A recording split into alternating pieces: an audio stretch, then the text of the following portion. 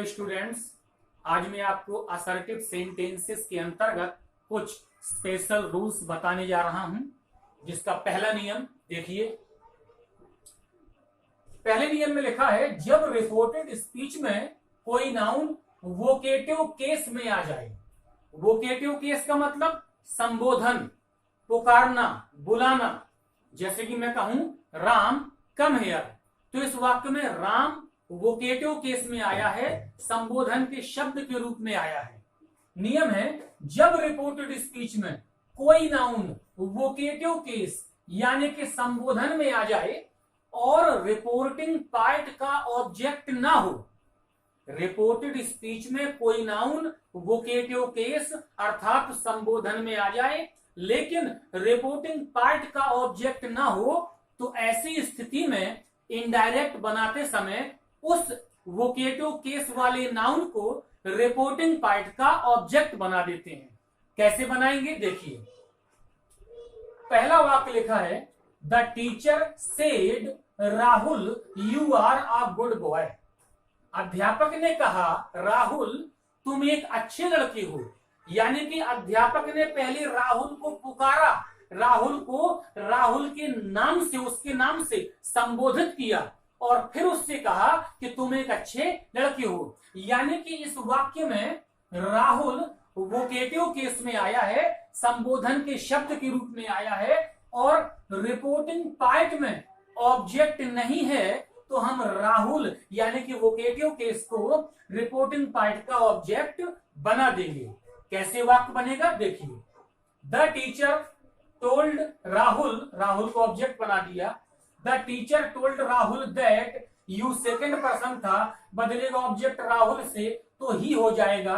Are का past होगा was a good boy. वाक्य बना, the teacher told Rahul that he was a good boy. ये पहला नियम आशा करता हूं आपको समझ में आ गया होगा। दूसरे नियम में गौर करें प्यारे बच्चों। लिखा है, जब रिपोर्टिंग पार्ट में ऑब्जेक्ट भी हो और कोई नाउन रिपोर्टेड स्पीच में वोकेटिव केस में भी आया हो। पहले नियम में यह लिखा था कि रिपोर्टिंग पार्ट में ऑब्जेक्ट ना हो, बस नाउन वोकेटिव केस में आया हो, लेकिन इसमें दोनों बातें होंगी। कोई नाउन रिपोर्टेड स्पीच में वोकेटिव केस में भी आया होगा और रिपोर्टिंग पार्ट का ऑब्जेक्ट भी होगा। ऐसी स्थिति में इनडायरेक्ट कैसे बनाएंगे देखिए। ऐसी स्थिति में हम एक फॉर्मूला का प्रयोग करते हैं। फॉर्मूला है addressing plus object plus as plus vocative case plus reporting part plus reported speech. यदि ऐसी स्थिति आ जाती है कि रिपोर्टिंग पार्ट का ऑब्जेक्ट भी रहता है और रिपोर्टेड स्पीच में कोई नाउन वोकेटिव केस में आ जाता है, तो हम इस फॉर्मूला से वाक्य बनाएंगे। कैसे बनाएंगे देखिए एग्जांपल। लिखा है, Pandit Nehru said to the people, patriotic fellow man, I am a dutiful son of Mother India। Pandit Nehru ने लोगों से कहा, मेरे देशभक्त साथियों, मैं भारत माता का एक कर्तव्यनिष्ठ पुत्र हूं। अर्थात पंडित नेहरू ने लोगों को पैट्रियोटिक फेलोमैन, देशभक्त साथियों ऐसा कहकर संबोधित किया। यानी कि इस रिपोर्टेड स्पीच में पैट्रियोटिक फेलोमैन वोकेटिव केस है, संबोधन के शब्द हैं और रिपोर्टिंग पार्ट में द पीपल ऑब्जेक्ट है।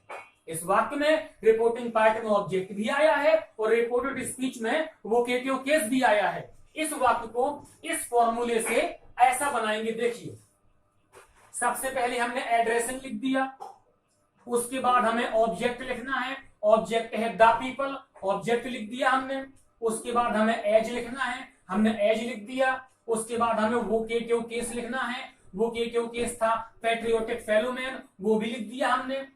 इतना लिख दिया हमारा। एड्रेसिंग हो गया, ऑब्जेक्ट के रूप में द पीपल हो गया, एज हो गया और वोकेटिव केस के रूप में पैट्रियोटिक फेलोमैन हो गया। अब बचा Pandit Nehru, I am a dutiful son of mother India. इतना बचा। इतना वाक्य हम कॉमा लगाकर पुनः बनाएंगे। देखिए कॉमा लगा दिया, फिर हमने शुरुआत की रिपोर्टिंग पार्ट से, लिखा है Pandit Nehru said, Pandit Nehru said, that से वाक्य जोड़ा आई को बदला पंडित नेहरू से तो ही इज का was a dutiful son of mother India.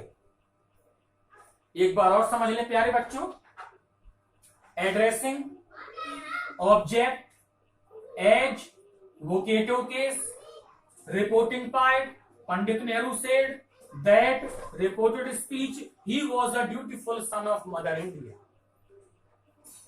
तीसरा स्पेशल रूल्स देखें, लिखा है जब रिपोर्टेड स्पीच में वेल या यूसी जैसे शब्द आ जाएं, जब रिपोर्टेड स्पीच में वेल WELL और यूसी जैसे शब्द मुख्य वाक्य से हटकर आ जाएं, मुख्य वाक्य में शामिल ना हो, अगर ये वेल और यूसी मुख्य वाक्य में शामिल होते हैं, जैसे कि I am quite well, I can not see, you can not see, इसमें वेल और यूसी मुख्य वाक्य में शामिल हैं, ये नहीं हटाए जाएंगे। जब रिपोर्टेड स्पीच में वेल और यूसी मुख्य वाक्य से हटकर आ जाएं तो हम उन्हें हटा देंगे इनडायरेक्ट बनाते समय। देखिए example, the principal said well I will manage it. प्रधानाचार्य जी ने कहा अरे मैं इसे संभाल लूंगा।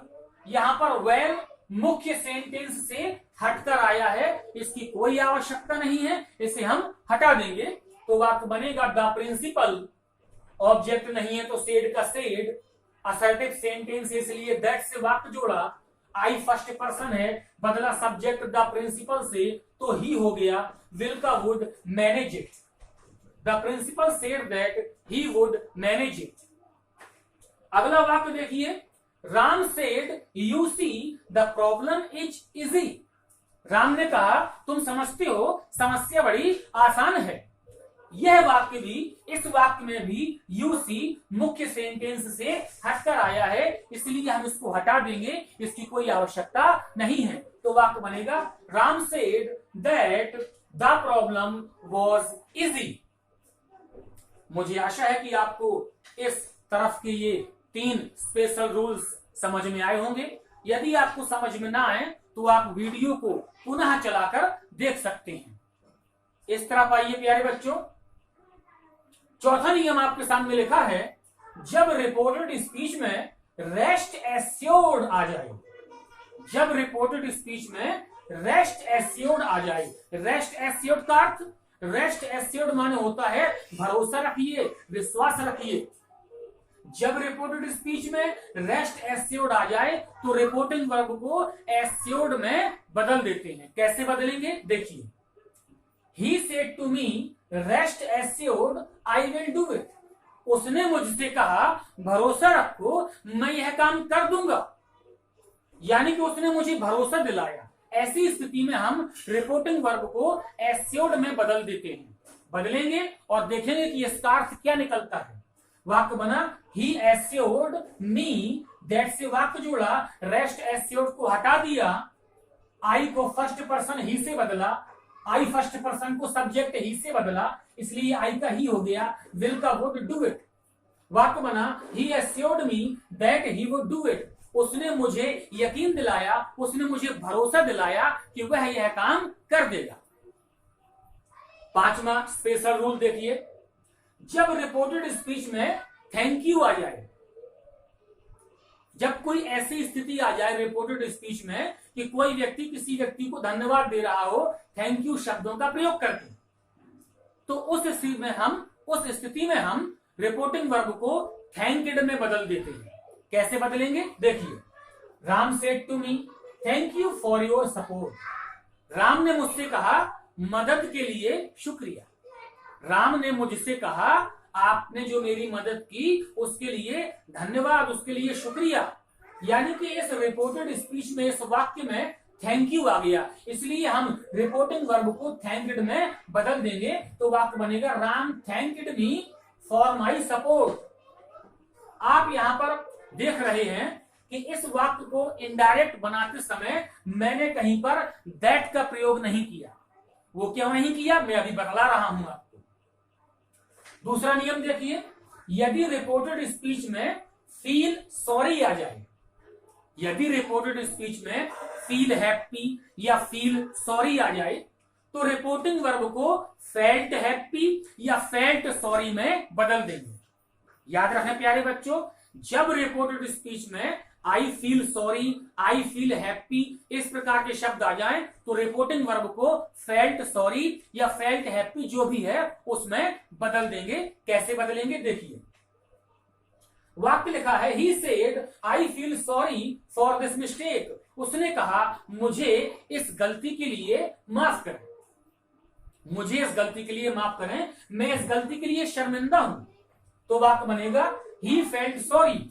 फेल्ट सॉरी हमने इसलिए कर दिया क्योंकि इस वाक्य में फील सॉरी का प्रयोग हुआ है, तो he felt sorry for that mistake, this का दैट हुआ है यहां पर। इन दोनों वाक्यों में, थैंक यू वाले वाक्य में और फील सॉरी वाले वाक्य में मैंने वाक्य दैट से नहीं जोड़ा। क्यों नहीं जोड़ा? क्योंकि ये दोनों वाक्य थैंक यू और आई फील सॉरी के बाद पूर्ण वाक्य नहीं थी, ये केवल एक फ्रेज है, फॉर योर सपोर्ट। ये फ्रेज है ना कि सेंटेंस है। अगर यहां पर पूरा सेंटेंस होता, सेंटेंस जो कि सब्जेक्ट से शुरू होता है, अगर यहां पर पूरा सेंटेंस होता सब्जेक्ट से शुरू होता तो हम ये वाक्य दैट से जोड़ते, लेकिन यहां पर ये वाक्य सब्जेक्ट से शुरू नहीं है, केवल एक फ्रेज है, इसलिए हमने उस फ्रेज को ज्यों का त्यों जोड़ दिया। ऐसे ही इस वाक्य में फॉर दिस मिस्टेक एक पूर्ण सेंटेंस नहीं है, इसमें सब्जेक्ट वर्ब नहीं है, ये केवल एक फ्रेज है, इसलिए हमने इसको दैट से नहीं जोड़ा बल्कि ज्यों का त्यों हमने इसको जोड़ दिया। आशा है आपको समझ में आ गया होगा कि मैंने इन दोनों वाक्यों में दैट का प्रयोग क्यों नहीं किया, क्योंकि इन दोनों वाक्यों में पूर्ण सेंटेंस नहीं है बल्कि केवल फ्रेज का प्रयोग हुआ है। सातवां नियम देखिए प्यारे बच्चों, जब रिपोर्टेड स्पीच में आई होप, जैसे थैंक यू आया तो थैंक्ड में बदल दिया, फील आया तो फेल्ट में बदल दिया, इसी प्रकार यदि होप शब्द का प्रयोग होता है तो हम रिपोर्टिंग वर्ब को होप्ड में बदल देंगे। और ध्यान रखेंगे, अगर वाक्य में केवल फ्रेज आया है तो हम उसको फ्रेज को ज्यों का त्यों जोड़ देंगे। अगर वाक्य में पूरा सब्जेक्ट, पूरा वाक्य आया है सब्जेक्ट सहित तो हम उसको दैट से जोड़ेंगे। जैसा कि आखिरी सेंटेंस में हुआ है, इसमें आई होप के बाद एक पूरा वाक्य आया है, I will pass the test, इसको हम दैट से जोड़ेंगे, वाक्य बनेगा सी होप्ड दैट, आई को सी से बदला तो she would pass the test, I hope को यहां पे हमने हटा दिया क्योंकि रिपोर्टिंग वर्ब को हमने होप में बदल दिया। प्यारे बच्चों, मैं एक बार फिर से इन नियमों को शॉर्ट में रिपीट कर रहा हूं, अच्छी तरह समझ लीजिए। जब वोकेटिव केस में कोई नाउन आ जाए तो उसको ऑब्जेक्ट बना देते हैं, जब ऑब्जेक्ट भी हो और वोकेटिव केस भी हो तो उसको एड्रेसिंग एस के नियम से बनाते हैं। जब वाक्य में वेल और यूसी जैसे शब्द मुख्य वाक्य से हटकर आ जाएं तो उन्हें हटा देते हैं। जब वाक्य में रेस्ट एस्योर्ड आ जाए तो रिपोर्टिंग वर्ब को एस्योर्ड में बदल देते हैं। थैंक यू आ जाए तो थैंक्ड में बदल देते हैं। फील सॉरी फील हैप्पी आ जाए तो फेल्ट सॉरी फेल्ट हैप्पी में बदल देते हैं। होप आ जाए तो होप्ड में बदल देते हैं। आज के इस वीडियो में इतना ही। असर्टिव सेंटेंस के लगभग सारे नियम हो चुके हैं।